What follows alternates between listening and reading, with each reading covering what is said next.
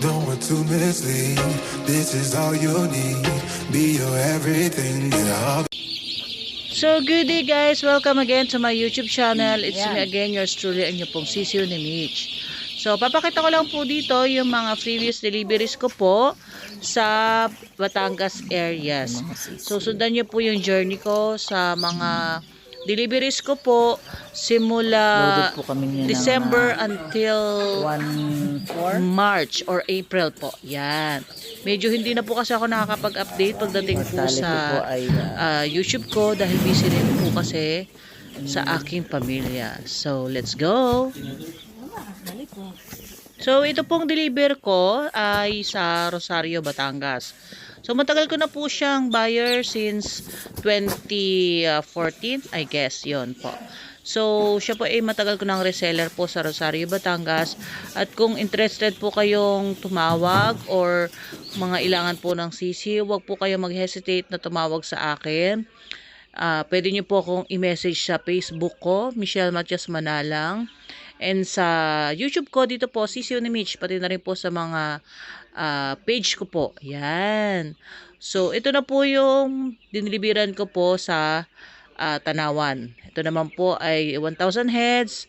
And nakaka-flattered kasi nakumpleto or nakatulong na naman po tayo sa ating backyard. Yan. Ito naman po yung sa Magdalena ko. Ito po ay 2,500 heads na dinala namin noong kasagsagan po ng Pasko. Yan. Yan po siya.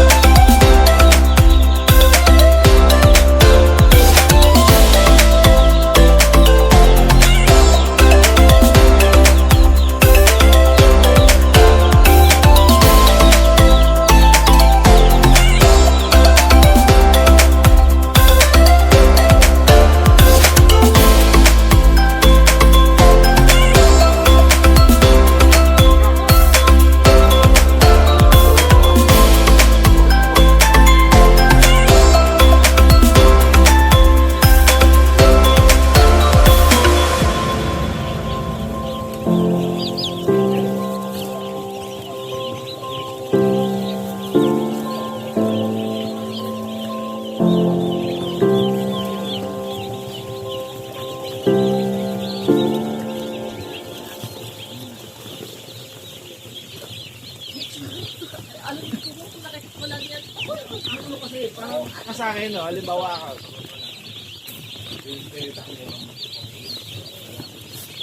Sabi ko, tapos bukol ko kasi na. Tapos dito, ang tino plus B. Kaya nga sabi ko, sabi ko, ayaw ang ano. Sabi ko, ang mahal makang dino yung ito na yung ito. Sabi ko, ano naman kita? Kaya lang, hirap kasi doon na.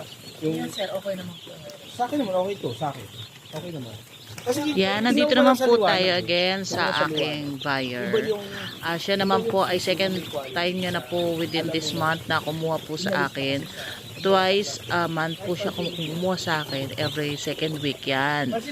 So, si sir po ay lagi pong kumukuha sa akin kasi alam niya pong subok na ang aking mga TCU. So, nakikita niyo naman po na quality and tested po ang aking mga CCU. And wag po kayong mag-alala. Inaalalayan ko po or tinutulungan ko po ang mga buyer ko from day 1 to harvest po para po malaman po nila kung paano po ang tamang proseso para makatulong din po sa kanila sa mga first time buyer or backyard po na nag-aalaga po ng sisiw sa kanilang mga farm.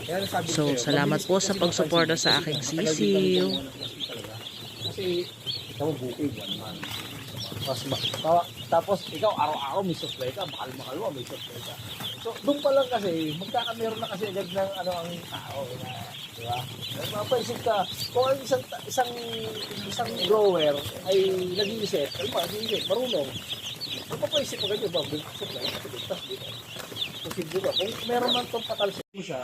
Ito na po yung mga sisiw na after ilang weeks, ayan po, inililipat na po ni sir sa malaking kulungan para doon na po hanggang harvest. So, subok na po ni sir ang aking sisiw and alam nyo na po yung mga Hindi kaya malaki, sir, tamang yung procedure kasi yung matagal na po siyang place. nag-aalaga po ng sisiw. Sakto So, lang. si sir lagi po kumuha sa akin ng 1,000 heads. Thank you at lagi po kayong Sa sumusuporta tanghali, sa naka-blower aking pa po sisiw. yun. Oo, automatic naman yun. Binababa ko pa nga sa umaga yun. Pero sa gantong season lang. Pero pagdating ng tag-ulan, hindi ako nagbababa ng tabi hanggat di maabot ng ano ng 12 to 15 days.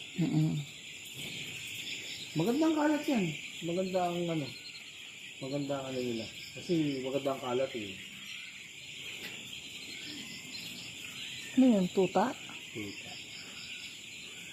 Ngayon lang, mga anak ko